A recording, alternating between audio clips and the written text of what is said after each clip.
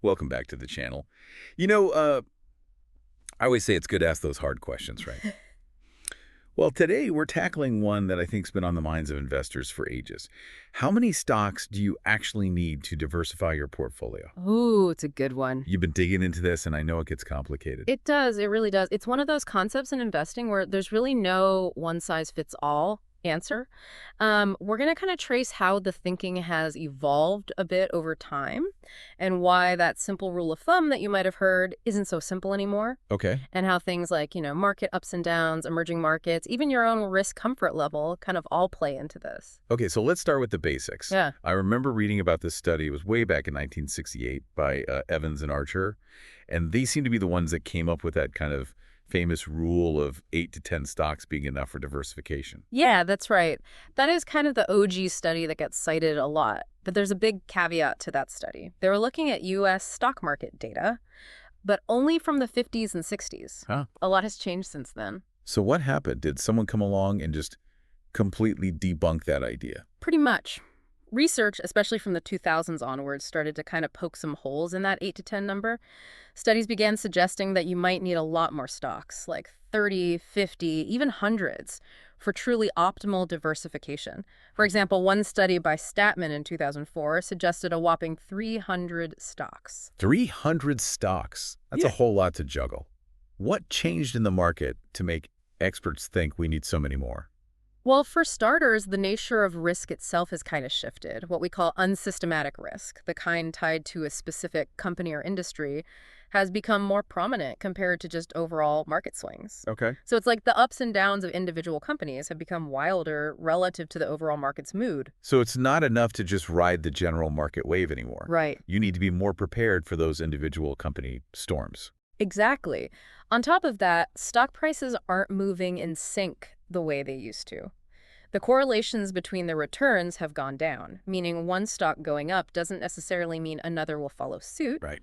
This makes it trickier to offset losses, Oh, okay. hence the need for a wider range of stocks. That makes sense. The more those stocks act independently, the more you need to spread your bets, right? Right. And there's one more big factor: the cost of trading. It's way cheaper to buy and sell stocks these days than it was back then, making larger portfolios much more manageable for the average investor. Right. You don't have to be a Wall Street tycoon to handle a bigger basket of stocks. So the playing field has leveled in a way. Yeah. But you said there's no magic number of stocks. If it's not 8 to 10, and it could even be in the hundreds, how are we supposed to figure this out? Well, that's where things get really interesting. Because it turns out the ideal portfolio size isn't just about counting stocks. It depends on how you're measuring risk in the first place. The most common way is using standard deviation, which basically looks at how much your returns bounce around. Okay. But it has its flaws, especially during those crazy volatile periods we talked about. So what's the alternative if standard deviation isn't always reliable? Yeah, so some researchers are turning to these kind of newer ways of measuring risk. One is called expected shortfall, or ES, and it's all about understanding how bad those worst case scenarios could really get. It helps you plan for those moments rather than just average ups and downs. That sounds pretty important, especially if you're someone who really worries about those big market drops. Absolutely. And then there's terminal wealth standard deviation, or TWSD, which takes into account your investment timeline. Right. Because if you're in it for the long haul, those short-term blips might matter less than if you need the money soon. Okay, that makes sense. So these are just a couple of examples of how, depending on what you're aiming for and how much risk you're comfortable with, you might choose a totally different risk measure, Yeah, which could then point you towards a smaller or larger portfolio. exactly. Yeah. But it doesn't stop there. Even those fancy risk measures don't tell the whole story, because we can't forget the impact of actual market events. Oh, of course not. Right. Yeah. Those times when everyone's hitting the panic button or celebrating a sudden boom, those must really shake things up. Yeah, they absolutely do. Take major crises like the 2008 financial crash or the COVID-19 pandemic. Things get crazy correlated during those periods. Remember how we said stock prices usually don't move in sync? Well, during a crisis, they suddenly do. Really? It's like everyone's reacting to the same headlines. So does that mean you need even more stocks during those times to balance things out? Actually, it's the opposite. Oh, wow. A 2012 study by Alexeyev and Tapon found that because everything's moving together, you might actually need fewer stocks during a crisis. It seems counterintuitive, but the data backs it up. Whoa, that's mind-blowing. It really shows how unpredictable the market can be. It seems like where you choose to invest plays a big role too, right? You got it. When we look at emerging markets, the whole diversification game changes again. These markets often require fewer stocks to achieve the same level of risk reduction compared to developed ones. So fewer stocks in a riskier market. That sounds a little backwards. It might seem that way, but think about it.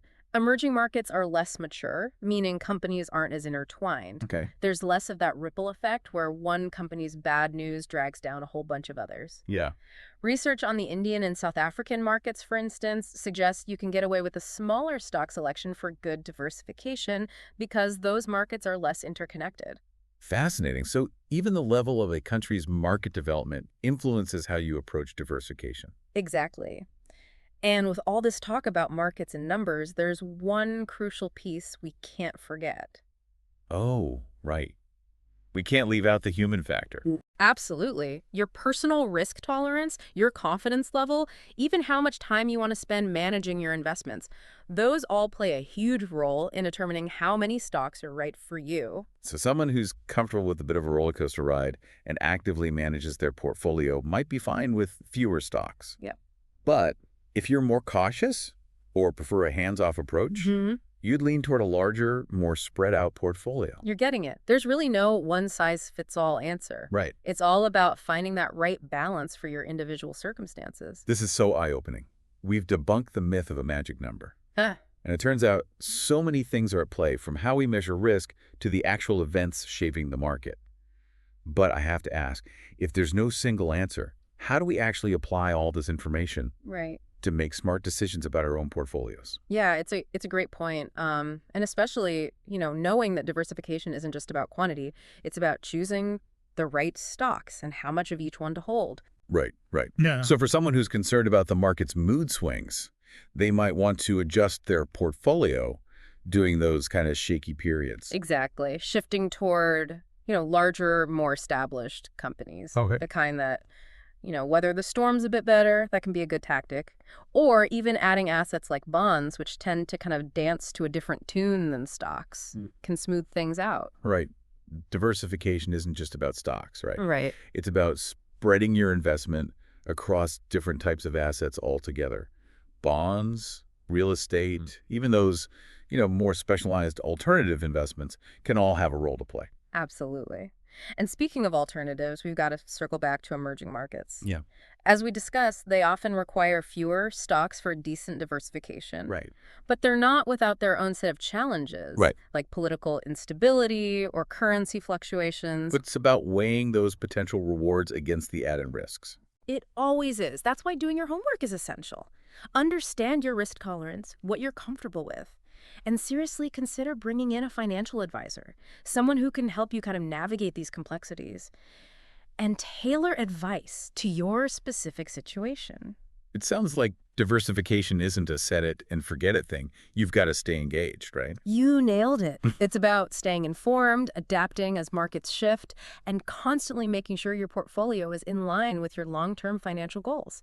It's a journey. It's been quite a journey, hasn't it? We started by debunking that old 8 to 10 stock rule. Right. We saw how factors like unsystematic risk and stock correlations, even trading costs, have changed the whole diversification landscape. Yeah, and we've gone deep on the nuances of risk measurement, too. Learning how different approaches can lead to completely different portfolio size recommendations. Right. And of course, we explored how those big market events, Right. the specific characteristics of emerging markets and your personal risk profile all factor into the equation. One of my biggest takeaways is Yeah. that diversification is so much more than just the sheer number of stocks. It is. It's about crafting a portfolio that really reflects your circumstances and your objectives. I agree. With all that said, I'm left wondering, so if we're moving beyond those old rules of thumb, what's a good starting point for someone trying to build a truly diversified portfolio today? Yeah, that's the question, isn't it? Yeah. And like we've kind of been hinting at, the answer is it depends. Right. But if we're talking about stocks specifically, I mean, most of the research we've looked at suggests aiming for at least 30 to 50 different stocks. Okay. That's a good foundation to at least build on. So significantly more than those 8 or 10 stocks that old studies suggested. Yeah, I mean, the markets are just so much more complex these days to think that you can get away with such a small number of companies. But even within those 30 to 50 stocks, you've got to think about how do you weight them, how much you put into each one. That's where factors like your risk tolerance, time horizon, investment goals, all that stuff we talked about comes back into play. It's like each investor is creating their own unique recipe for diversification, using all these different ingredients. That's a great way to put it. And as you gain more experience and knowledge, you can refine that recipe, adjusting the ingredients and portions to kind of better suit your needs as you go along. So it's not a one and done deal. It's about constantly learning, adapting as you go. Absolutely. And one final piece of advice I'd offer is don't be afraid to seek out expert guidance. A good financial advisor can be an invaluable resource, especially if you're feeling kind of overwhelmed by all the choices or you're not sure where to start. It's like having a personal trainer for your portfolio, Exactly. someone who can help you develop a strategy that's tailored to you. Exactly. And they can help you stay on track. Make sure your investments are aligned with your plan, even when the market gets turbulent, which it inevitably will. This has been an incredibly insightful conversation. I think the biggest takeaway for me is that diversification is a journey, not a destination. It's about constantly learning, adapting, and making informed decisions based on your own individual circumstances. Couldn't agree more. And remember, knowledge is power when it comes to investing. The more you understand about diversification, the better equipped you'll be to create a portfolio that can help you achieve your financial goals. And to our listeners, we hope you've enjoyed this deep dive into diversification. If you're feeling inspired to take a fresh look at your own portfolio, remember the key takeaways we've discussed today. Start by assessing your risk tolerance, investment goals. Aim for a portfolio of at least 30 to 50 stocks. Pay attention to market conditions and adjust as needed. And don't be afraid to seek out expert guidance if you need it. Well said. And most importantly, stay curious, keep learning, and invest wisely. We'll catch you next time for another deep dive.